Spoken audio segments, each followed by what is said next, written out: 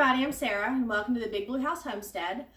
It's going to be a busy day today. We are limited on time because the rain's getting ready to hit and it's going to hit hard. So it's early. I've been going already. And right now I just want to go pick the rest of the kale that I have out in the garden. I want to show you guys how I process that because I do something different than most people and you know, I just want to share. So I want to do that, and then we're going to do some quick updates on what's going on with the garden because things are starting to grow from seed that I've planted. Not much, but things are starting, and everybody's waiting for garden season. Everybody's waiting for garden tours, so I want to go ahead and begin mine now. In the meantime, I want to go ahead and talk about Brian. He's outside, and he's moving our potatoes from our driveway out to the garden area. We're actually going to line them near our compost and around our compost bins. We haven't finished mowing. I'm going to be honest with you. Time has been limited with him with work. I do not drive the zero-turn mower because I'll end up in the tree. I mean, I cannot, for some reason, for the life of me, control that thing. So I'm not able to mow. Our oldest son moved out and he used to mow, so we're really behind because he's only had like a little bit of time here and there with his work schedule. So there's a lot of grass, things that have to still get done, and a lot of weed eating. But before we move the potatoes to the compost area, we're going to clean it up better, put down some fabric, like, you know, landscape fabric, and then put the potatoes on top to just kind of prevent those weeds from coming in between, and it'll help us out just a little bit. So let's get started. Oh, wait, I got to show you this. This is crazy. Chicken eggs.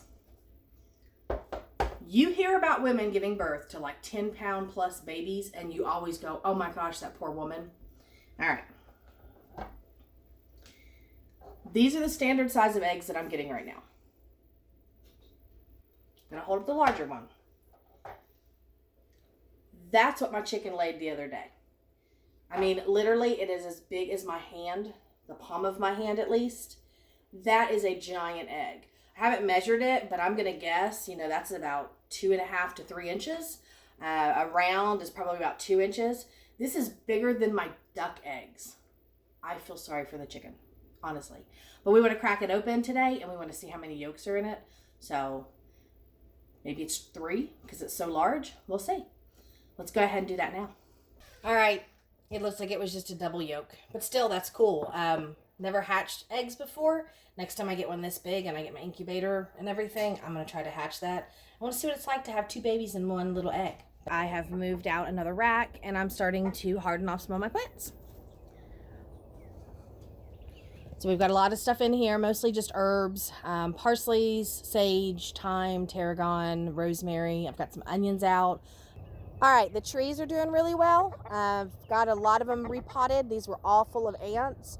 And what I have here are red buds and a mimosa, a fig, goji berries, and then this other one I'm not sure of, but I'm thinking it might be crab apples. They just weren't labeled when they were sent to me. So I'll wait till they get a little bigger and I can tell by the actual leaves because right now they're just small. They may be hawthorns, the Washington hawthorns. I don't know. Let's actually show that. If you are familiar with this tree, please let me know what type it is because like I said, it was not labeled and I just cannot tell by looking at pictures on Google. And then I have this one over here. Don't know what that one is either. It's all labeled as purple, so I'm assuming it's the same one, but you can see the difference in the leaves. It's just totally different. All right, for now we just put all the potato bags here. I think there was 24 or 26. I can't remember when I counted them. I'm not going to count them now. But they are starting to grow. I have some that have a lot of green showing up. So that's a really good sign. And again, these were just store-bought potatoes. And I just chose to put them in a dark spot, let them sprout, and then I threw them in the ground. So great job. All right, compost. I know it's yucky. Nobody wants to see compost. But can you see that stuff growing? I've got some sort of pumpkin, I'm assuming, since we had a bunch of pumpkins left over from Halloween. I threw a lot of that in there. And then I've got potatoes. So where I threw in old potatoes, they're actually starting to grow. So on top of all of that, I need to get some of this grass raked up and start to cover this because I need to balance out the browns a little better. But it's a good sign, I think, if I got stuff growing in my compost. So if we walk over here towards the garden, this is what I call my enclosed garden. You can see all those dark lines. I was able to lay all the soil in there. I do not have any pea sprouts yet, but I'm assuming because it's only been about 5 to 6 days, they'll start popping up soon. So that's going to be exciting. All of the tilled beds we're still a little behind on. We're limited with time with Brian's job, the rain, the weather, all of that. But we at least have started some of them, and not a big deal. This is usually where I plant peppers and tomatoes and things like that. I still have 3 weeks for that. My last frost is April 15th. I'm in zone 7B in South Carolina, and so I have to just wait my turn to put my tomato plants in. I see a lot of people already starting, and I'm absolutely jealous because I'm ready to get the garden going. But I've been starting to weed this out. I just use a saddle hoe and just rake across the top, and then it's just a mess. I mean, look at all the weeds in these raised beds. I just have to get this cleaned. But okay, yeah, rain, that's not going to help. I went ahead and harvested the kale, and I basically took it down to bare stem and left the flowers to get seed. I don't want to waste the seeds. I'm going to need them, and that's my favorite kale. It's blue Scotch curled kale, and it's a dwarf variety, so they're not huge, and the leaves are really not bad. I think the longest can get the size of my hand, and they're really yummy because they're soft and tender, and they don't have that rough texture that store-bought kales have. We've gotten these 2 beds put in, and we're starting to fill them with dirt. Unfortunately, it takes a lot of dirt to fill raised beds, so if you're new to raised beds, get prepared. This was probably already 8 bags of soil, and I probably need at least 4 more in each one. The other one I haven't even spread because I got tired of playing in the dirt. I do want to show this up close. See how nice and rich this dirt is? That's my natural dirt. So when I say I live in clay and anthills, seriously, there's the clay, and you'll see where I've left some spaces on the edges. That's because that's the anthills. I leave the ants in the garden because I don't spray with chemicals, and I don't want to put that into my food, so I just work around them, they work around me, and we just live together happily until they start biting and I get really angry. But you can see the collard greens have gone into full massive mode, so I'm going to dub myself as the collard green farmer, because next year I'm going to have so many collard green seeds, it is unbelievable. But I love collard greens, I'm good with that. But yeah, no sprouts on the peas yet, either row. We'll see. Things will happen. We'll get it going. I mean, we'll start growing peas here real soon. Right now it's like 58 degrees outside, 60 degrees, something like that. So I still have plenty of time. All right, lettuces are doing great. Cilantro's starting to fill out really good. I went ahead and cut all those kales down to harvest and just plan on getting seeds. Pulled a ton of parsley and dehydrated it before, and it's coming back really nice and strong. Garlic's still doing well. It's probably months away from being harvested. And then I got some new pretty flowers today. They were in the pack with the ranunculus, but they don't look the same, but they're beautiful. They look like a poppy, and I love poppies. And then the ranunculus opened up even more, so it's even prettier. So I'm absolutely happy about that. All right, we picked up a new sprayer wand so that we can water the garden easier, and it was necessary. I don't use a hose with just the open tip. I want to be able to use like something that I can control. So if you're thinking about gardening this year, get yourself a nice wand, especially with different settings. It's going to help. All right, looks like we got the first radish sprout here. That's pretty awesome. Pretty excited about that. I've got a couple others that I can see that are starting to come up. Those have only been in the ground maybe 4 days. I don't know. I've got all these maple things. They confuse me. All right, lettuce bed and greens bed is doing awesome. You can see where I've planted a bunch. I'm going to give it about another week, and then I'll come to thin things out. I need to thin them out so that they'll grow correctly and give them enough space. But you can see all the little sprouts coming up, even down to these little teeny tiny ones. All this stuff's starting to pull through. Okay, now we got mint, and it's coming up super fast and strong. You can see the lighter colored stuff. That was the original mint I had in here. I added a chocolate mint plant to it. And when they talk about invasive, look at what this has done. It took over the regular mint that had filled this bin before.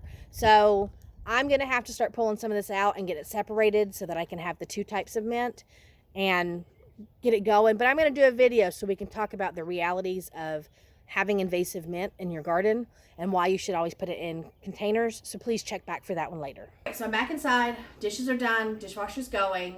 I went ahead and picked all the kale prior to showing you guys what was going on in the garden, just because it made it easier on me, and plus I got to get things done before the rain.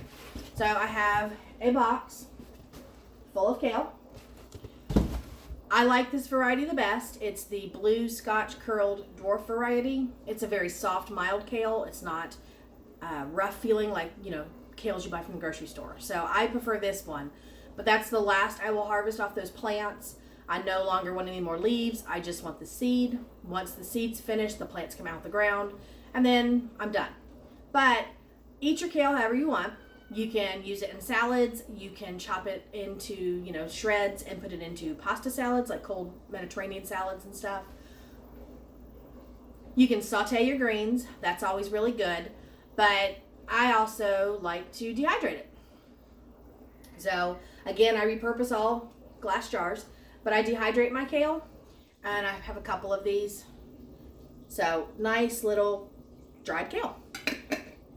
If you're new to storing dehydrated stuff in jars like this, or just in jars period, make sure you label them. A week ago, I made this absolutely wonderful turkey noodle soup, and it was so good. And what we do is we make our soups, and then we sprinkle some of this kale into our bowls, because not everybody wants to eat it in the soup. So we just put what we want in our bowl, and then stir it in, and it just softens immediately. Well, I grabbed a jar, took a big bunch, threw it in, and it was parsley. And it was a very strong parsley, because it's in the second year, it's a lot stronger. It almost completely ruined my soup, but I added kale anyway because I wanted the kale. But kale's good for you. It has lots of good antioxidants, vitamin K's, things like that. So try to eat your kale. Having it dehydrated is very, very easy to do. All you have to do is make sure you remove the stems. So if I'm looking at a piece of kale right here, make sure you remove all the weeds that got stuck in it. But a piece of kale like this, and you just want to remove this ribbing part that's actually down the middle. Grab the rib in one hand and the leaves in the other and pull, and they separate. And that's how you do it. You just lay that onto your trays, dehydrate them at about 135. It'll keep them really nice and bright green. Do it until they're done. Sometimes it can take up to 8 hours, just depending on how thick the curly parts are. I've had it happen in 4 hours where it's finished, but just go check it often. When you get dried kale itself, just take it from that point, and you can either chop it on a cutting board, or like I do, I just throw it in my food processor. And I just blitz it down until it's nice little bits of kale. But don't ever do it straight from your garden. I'll be honest with you, a lot of this has aphids on it. So I'm going to have this soak in my sink for about an hour to try to kill off those aphids. And then as I remove them, this one's fine, it doesn't have it, but as I remove the leaves, I do them individually, and I just brush my hands across, because I want to make sure I get all those little nasty bugs off that are still clinging. They're dead, but I want to get the dead bugs off. I don't want to eat dead bugs. So I just brush them off, swish them in your water as much as you can. Do what you need to, but make sure they're nice, clean leaves, and check every leaf. You'll never know what is stuck sometimes. If you use chemicals to keep bugs off, you're fine. I do as organically as possible, meaning I don't use any sprays except neem oils. And then I use some other alternative methods. But yeah, clean your kale first, because the last thing you want to do is eat a spider that's been dehydrated, or some aphids, or possibly a slug, any of that. So check each leaf as you put it in, check each leaf as you take it out, and make sure it's nice and clean. But yeah, dehydrate your kale. It's super yummy. You can throw this in soups. You can throw this into cream cheese to make like spreads for bagels. You can add it to anything like your smoothies. Lots and lots of opportunities to use it. Just however you would use a seasoning like a parsley, put it in your meatloaf, put it in whatever, meatballs, all that. Just add some kale, just a little extra something in there. And it doesn't really have a strong taste, very mild, but it's worth it. So if you have other ways that you use kale, let me know. This is what I do. Or if you want to dehydrate kale and try this, please let me know what you think about it. Because like I said, we go through a lot of this. Even my 9-year-old eats it, and he loves it. Any soup we make, he wants kale. So yeah. Let me know what you do with your kale. Let me know if you like it. And please, wash your kale. It's important. Wash your greens. Oh, get yourself a salad spinner. Anytime you deal with greens out of your garden, whether it's lettuce, kale, collards, anything, you want to have a salad spinner. And if you dehydrate, things dehydrate faster if they're dry. So get yourself a good salad spinner. Keep yourself safe. Keep yourself good. Keep your product, from spoiling by getting all that moisture out. It's worth it. And I picked that one up at a thrift store for like $8. It's a KitchenAid. So I was happy about that. Nice expensive brand for $8. So I was happy. But go ahead. End the video, Sarah. Get this over with so people can get on with their lives. I'll see you in the next one. Bye. Okay, real quick. Sorry, I know, so it's done. If you're doing greens in your sinks and you're like soaking them, add some plates. The greens float, so if you throw plates on top, it submerges them under your water, and then you don't have to worry about them floating on the top, but it helps kill all you little guys. All those nasty bugs.